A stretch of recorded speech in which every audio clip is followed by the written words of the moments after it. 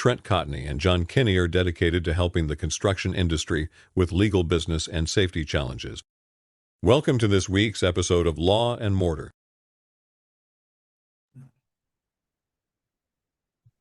Hey, this is Trent Cotney. I'd like to welcome everybody to another episode of Law and Mortar. As always, I got John Kenney with me. John, how are you doing? I am doing fantabulous. How are you today? Doing great. Getting close here to the fourth. We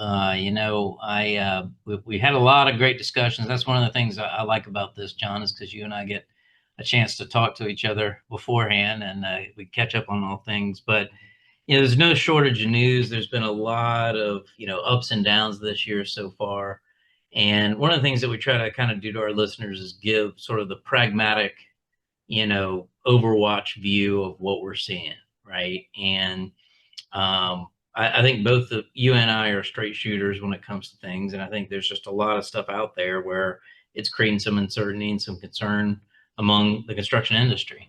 One of the things that came out here recently that we were talking about was, from the legal side, that monumental Supreme Court decision that basically said that lower courts, federal district courts could not issue nationwide injunctions unless there was, a class or, obviously any rulings that they had would affect the people that are in their jurisdiction or the parties, to that case.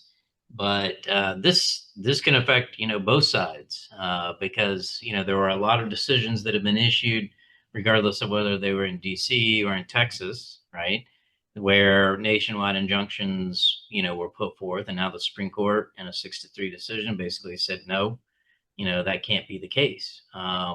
From a legal standpoint, there's some that is the way it should be. There's merit to that, right? There's merit to that. You want to have the judiciary. The goal of the judiciary is to remain above the fray, right? It's not always, doesn't always happen, but that is the goal. And nationwide injunctions, regardless of what you're seeking the injunction for, generally, is probably not a good idea unless you have that highest court review. So from a legal perspective, I think that's a good thing, but it does shake up a lot, right, John? I mean, that's, it's going to be interesting to see how that kind of plays out with everything that's pending. Well, it's like you said, when you have a ruling, there is no ruling one side wins, one side loses. It's who's in power that, like you said, it's been used in both cases. But I think from a non-legal, just a business standpoint, I think it does have a lot of positives that it just cannot, this constant, we can't every 3 to 5 days it's not good. It's not good for anybody that look, everyone that is a small business owner, which really is a $100 million company could be a small business, right? It goes on a lot of things. But if you're an entrepreneur running any kind of business or corporation, it's very hard to plan when you can't see further down the road than 15 days. And Right. that's really where we've been at. It's about a 15 to 30 day cycle. That's impossible.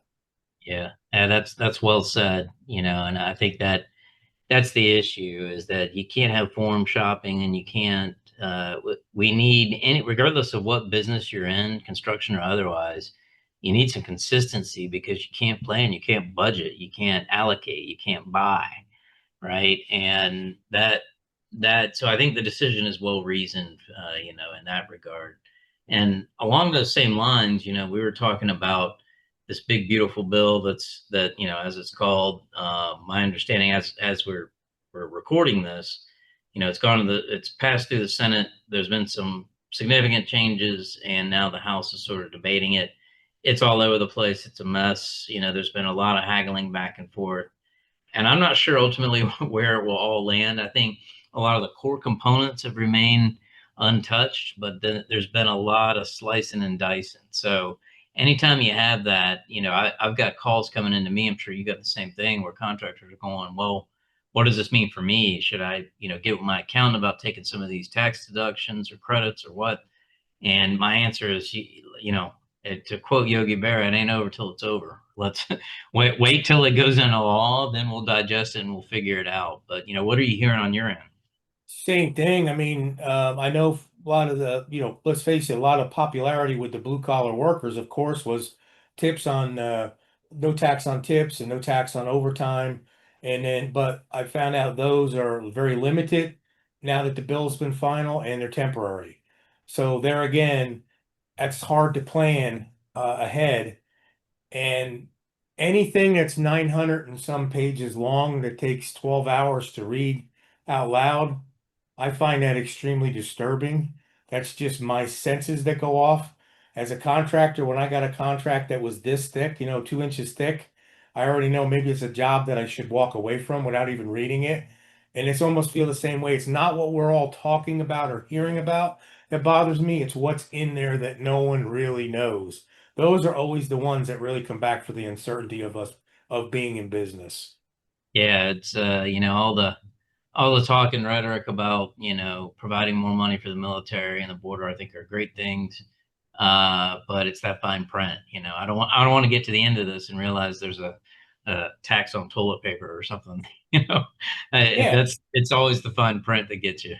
it always is. And as you know, when you review the contracts, it's never the big bold stuff that you got to worry about. It's the stuff that's hidden that drives you back to four other paragraphs. And it's whatever one has the final ruling that wipes out five other things that look good. That's where the problems are. Yeah, yeah, absolutely. So, I'm curious as we've 2Qs behind us now, right? And we're moving into 3Q and still got a little bit more time before the end of the year. But, one of the things that I know a lot of contractors have been calling me about is, how do I deal with potential liability in contracts? How do I manage my warranties?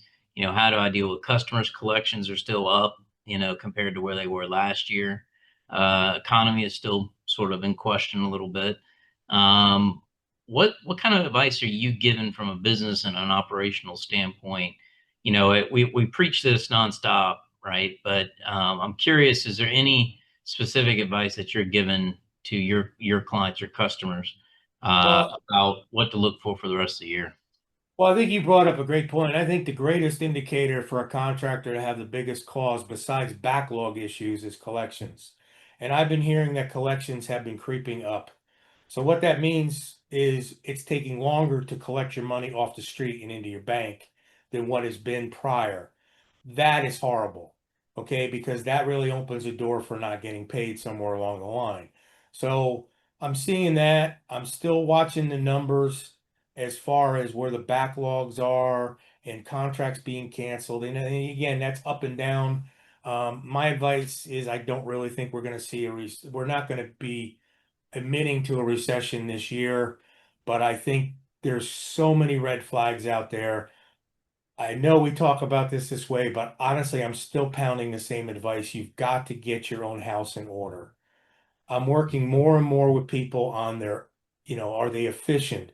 And not just about, well, it's time to start laying off 3 to 5% of my workforce internally. No, it's about how efficient are you and how you go to business. And if things change within the next 15 to 30 days, which seems to be our cycle, how prepared are you to react?